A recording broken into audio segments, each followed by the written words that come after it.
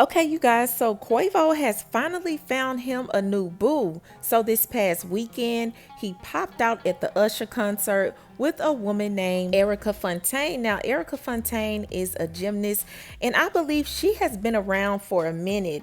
I remember something came out earlier this year about these two actually dating, but nothing was ever confirmed. And the last person that we knew Quavo to actually date was Sweetie. But can y'all believe it's actually been 2 years since these two have broken up, and Sweetie has moved on. She was recently spotted with YG, and it's been confirmed that these two are actually an idol. And I guess Quavo said it's my turn now. So you know what? I'm happy for him. I mean, I hope the relationship works. We'll have to see how this transpires, and we'll have to see if this relationship will actually last. But I want to know how you guys feel about this. Number one, are you here for the relationship? And number two, do you think there will be longevity there?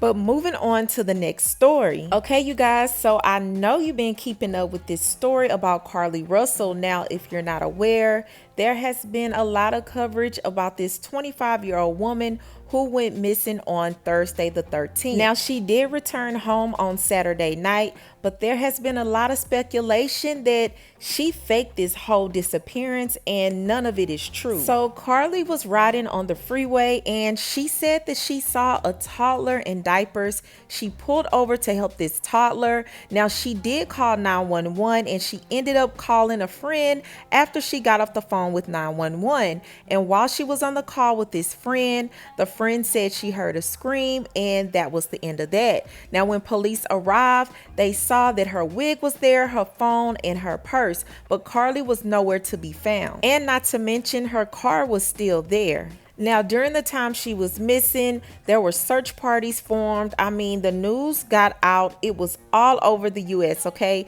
Everyone was looking for this 25-year-old woman. Well, she ended up popping up at her parents' house Saturday night around 10:45 p.m.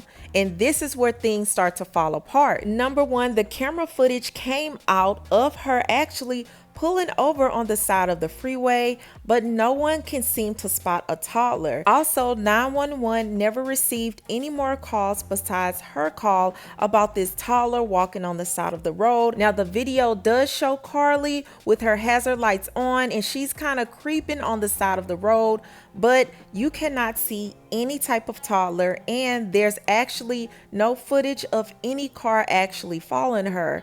Now, later the police came out and said they couldn't find any evidence of any car who followed her at any time during that night. And up to this point, there has not been any type of information or detail released about anyone who the police are looking for as far as the kidnapping is concerned in any type of way. Now, Carlee's parents have came out and they are defending their daughter 110%.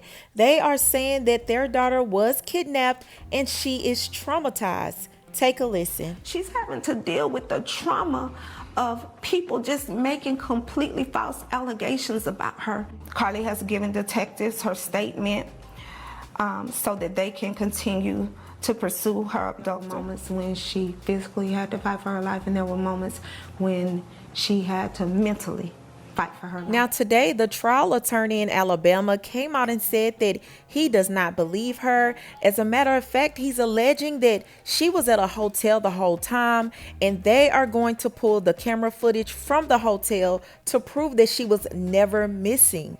Stop, because what do people do when they are not very truthful about events? They forget that there's video camera everywhere. When what they're going to do is they're going to track her cell phone, see where she went. They're going to look at, from what I understand, she was at a local motel, and they're going to pull camera footage from there. They will also ask to speak to people who may be persons of interest, people who may have helped her, people who may have seen her, and her friends and family and close people to her. So what do you guys think now? There has been a lot of people who feel like the only reason that she is getting this backlash is because she's a black woman, while other people are like, no, her story is not adding up. So what side are you on? Are you supporting her? Do you feel like people are just discriminating against her? Or do you feel like there are holes in the story? And also, do you feel like they're gonna be able to actually get that footage from the hotel room, proving that she was never missing. I want to know how you feel about all of this, so leave your comments below. Do not forget to subscribe, and I'll talk to you later.